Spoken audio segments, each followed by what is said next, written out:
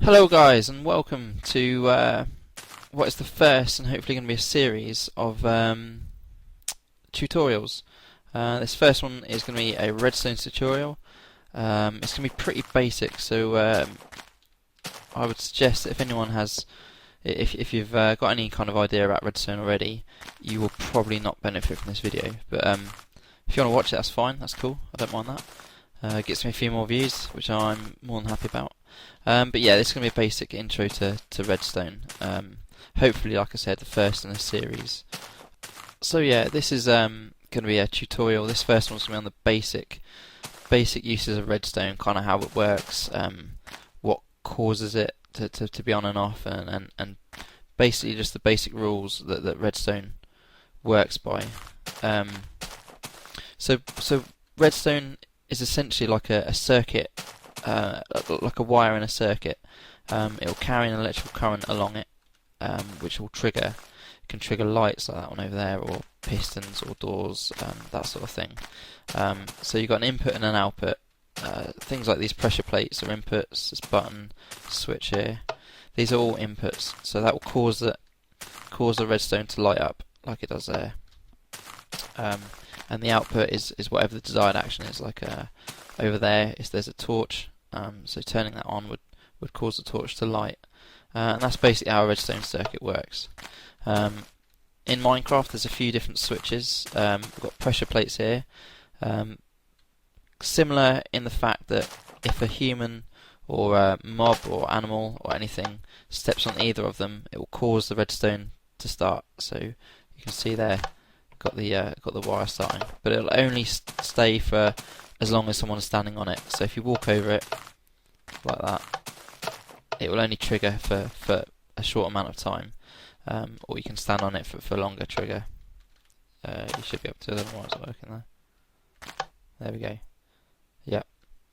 The only difference between these two plates is that the wooden one you can throw an item onto, whereas the stone one will not have items thrown onto it, it won't trigger it. So that is the only difference between them, apart from the look, obviously. This one, excuse me, this is a button which sends a short pulse out of onto the redstone, so it's a short input. You can only press it once sort of per time. You can see there that it only triggers so many times, I don't know how many times you click it. This is a lever. This toggles the redstone on or off. Just briefly going back to the start, yeah, the redstone can only be in one of two states, which is on or off, and that's essentially all it can do. It's sort of a true or false kind of thing, a bit like binary 1 or 0.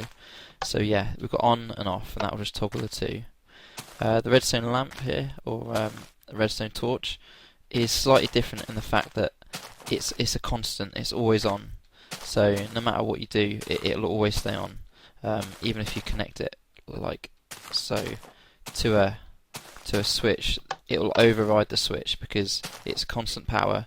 So it'll provide constant power across all this redstone circuitry, and the switch will have no effect unless it's beyond the switch, like there.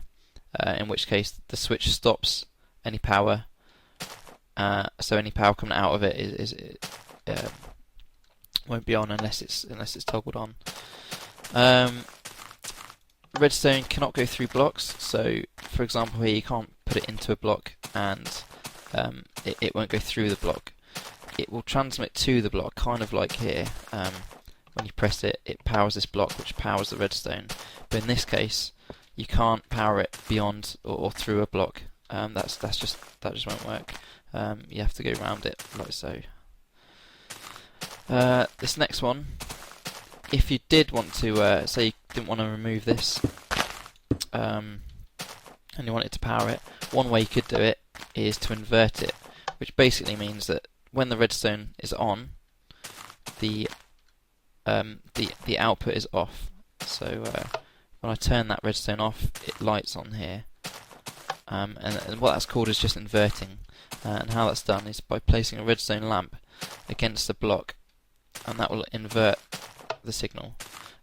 Basically what happens is the redstone powers this block, which forces this one off, because this one wants to be on, but it's because it's a accompanying block is already on, it has to be off, which causes it to invert. So if there's a piston there, it would be extended.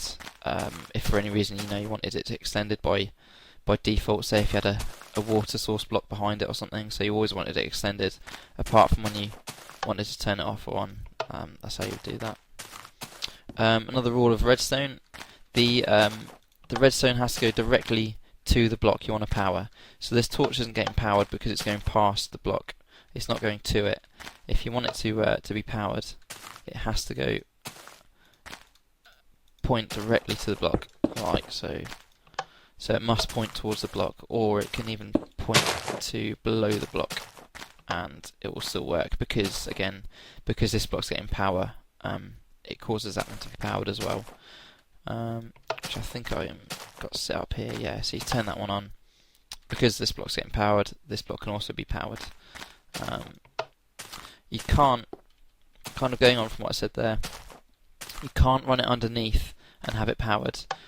Pistons, lamps, that sort of thing won't work from having power underneath it. They need to have a block to power the block, to power it above. That's just kind of how it works. With this one though, this is slightly different. Pressure plates can power the redstone below the air block. They're slightly different in that way, as are buttons and levers. As long as the block that they're powering is one above the redstone, it will work. But like I sort of showed you there, it won't power a door that's one above. The door has to go directly to the block, like so. So there you go. So that's kind of useful if you want to hide the wiring a little bit. It's going back to what I said earlier. You can't overpower a constant source like that redstone torch. Just won't allow it.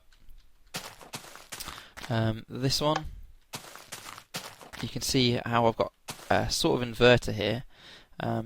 So at the moment it's on, the light is off, it's off, the light is on. How that's working is that the redstone torch is powering the block above it, so that causes this one to be on. Like I said earlier, you have to power directly to the object to make it work. You can power redstone doors like this, or trapdoors like that, but it must be pointing towards the object.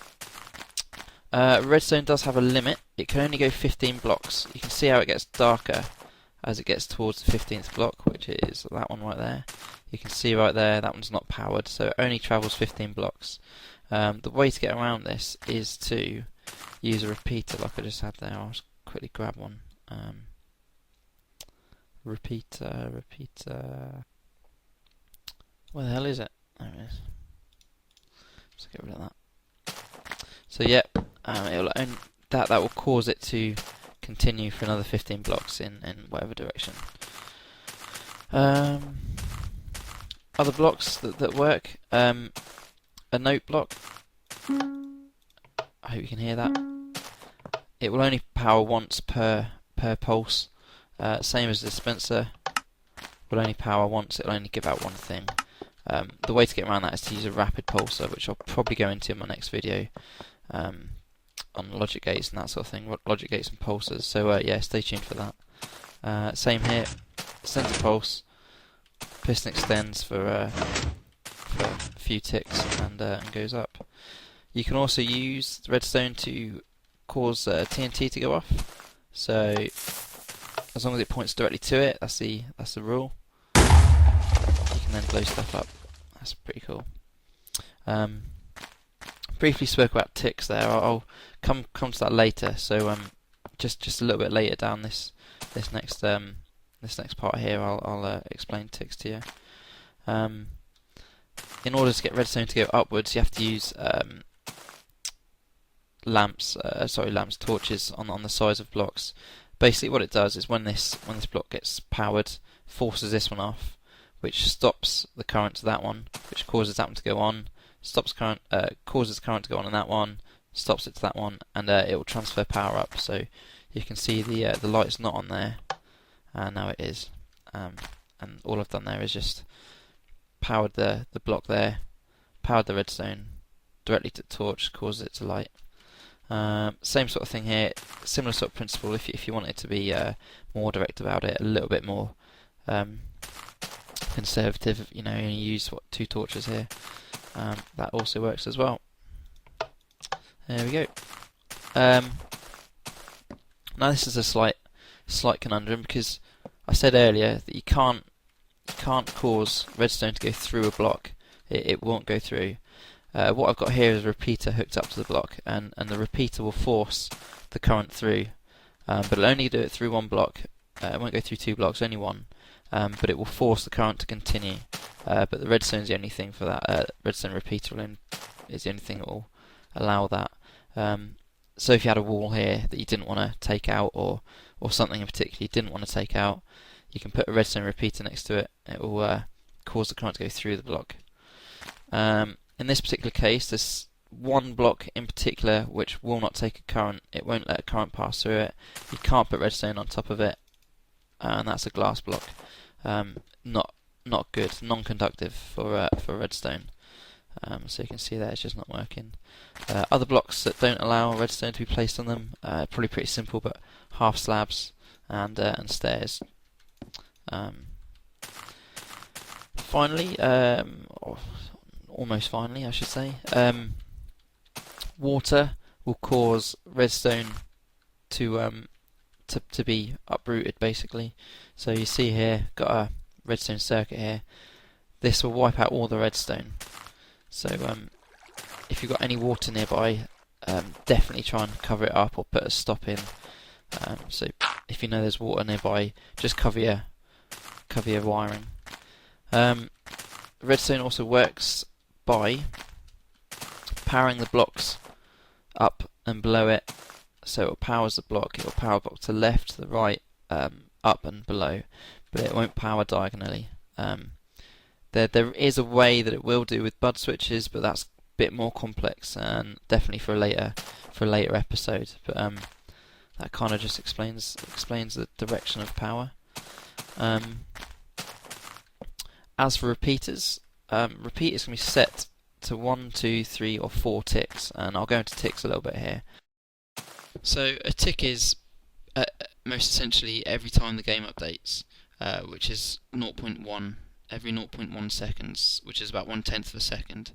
So every 1/10 of a second, the game will update. So when I press this button, it'll update this redstone wire in one go. So this block, and this block will all update in the same time. It'll then hit this repeater, which is set to 1, and it will then pass on the signal. So the signal will be delayed by 1/10 going to this repeater. So it's difficult to see because it's so quick.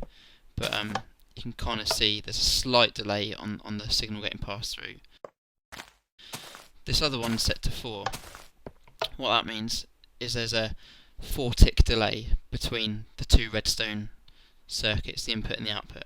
So it will take 4/10 of a second to update the other side of the repeater. Finally, I think, this is coming towards the end now. You need redstone repeaters. Say if you want to power these 4 blocks, you can try and lead redstone directly to it, but you can only if there's not redstone on the accompanying side, because it will cause the redstone to bunch up like it did there. It will try not to go directly to it. I'll show you here just quickly. So it doesn't go directly to it. The way to avoid that and to allow redstone to go to each one, say if you wanted 4 in a row like this, or if you wanted if you had 4 pistons that you wanted to be sort of independently powered through each channel, the way to do that is just to use the redstone repeaters, which will allow them to all be powered separately. I think that's basically it. We've already been over this, so I hope this was kind of useful. I mean, again, I was sort of aiming this at the the newer kind of players that have just come to Minecraft. I mean, with the 1.3 update coming out soon, I imagine that's going to attract a few people. But I hope this has kind of given a brief overview of how Redstone works. Obviously, I haven't gone into too much detail about the technical part of it, just more the switches and how it works, that sort of thing. But yeah, so I hope that's kind of cleared up some stuff.